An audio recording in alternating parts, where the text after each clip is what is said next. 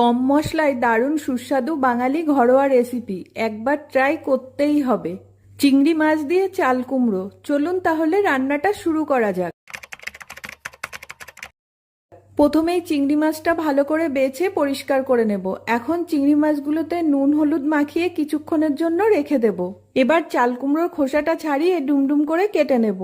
তারপর একটা মশলা বেটে নেব। তার জন্য নিয়েছি গোটা জিরে, আদা আর শুকনো লঙ্কা। মশলাটা ভালো করে বেটে তুলে আলাদা করে রেখে দেব। এরপর একটা শুকনো খোলায় ভাজা মশলা তৈরি করে নেব। তার জন্য নিয়েছি গোটা গরম মশলা আর গোটা জিরে। মশলাটা ভালো করে ভেজে নামিয়ে নেব। এখন কড়াইতে সর্ষের তেল দিয়ে ভালো করে গরম করে নেব। তারপরে কেটে রাখা আলুগুলো এই তেলের মধ্যে ঢেলে দেব। এবার সামান্য হলুদ দিয়ে আলুগুলো ভেজে নেব। আলুগুলো যখন হাফ ভাজা হয়ে যাবে তখন চাল কুমড়োটা দিয়ে দেব। এবার আলু আর চাল কুমড়ো একসাথে লাল করে ভেজে নেব। ভাজা হয়ে গেলে একে একে তুলে রেখে দেব। এবার ওই তেলের মধ্যে মাছগুলো দিয়ে উল্টিয়ে পাল্টিয়ে হালকা করে ভেজে তুলে নেব। এখন ফোড়নে দেব গোটা জিরে আর তেজপাতা। ফোড়নটা ভাজা হয়ে যখন একটা সুন্দর গন্ধ বেরিয়ে আসবে তখন আমি যে মশলাটা করেছিলাম সেটা এর মধ্যে দিয়ে দেব। এরপর দেব টমেটো কুচি, হলুদ গুঁড়ো আর স্বাদমতো নুন। এবার মশলার বাটিটা ধুয়ে একটু জল দিয়ে দেব। তারপরে সবকিছু একসাথে নেড়ে ভালো করে মিশিয়ে নেব। এখন মশলাটা ততক্ষণ কষে নেব যতক্ষণ না মশলা থেকে তেল ছেড়ে দেয়। মশলা থেকে যখন তেল ছাড়তে শুরু করবে তখন ভেজে রাখা আলু, চাল কুমড়ো আর চিংড়ি মাছ একসাথে এর মধ্যে ঢেলে দেব। তারপরে মশলার সাথে সবকিছু একসাথে ভালো করে মিশিয়ে নিয়ে 2 থেকে 3 মিনিট মতো কষে নেব।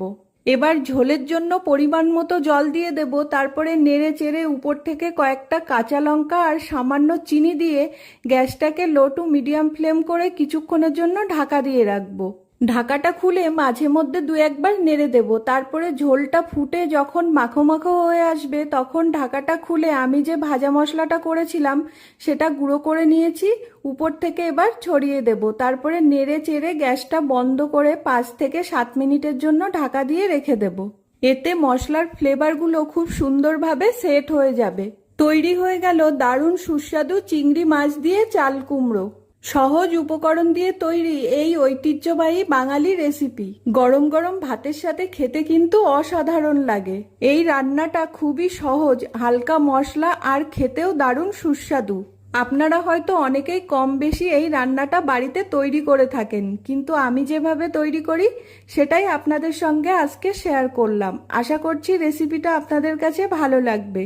ভিডিওটা শেষ পর্যন্ত দেখার জন্য সবাইকে অসংখ্য ধন্যবাদ। সবাই খুব ভালো থাকবেন। আজকের এই রেসিপিটা আপনাদের কাছে কেমন লাগলো অবশ্যই কমেন্টের মাধ্যমে জানাবেন। আজ আসি, আবারও দেখা হবে নতুন কোনো একটি রেসিপির সঙ্গে।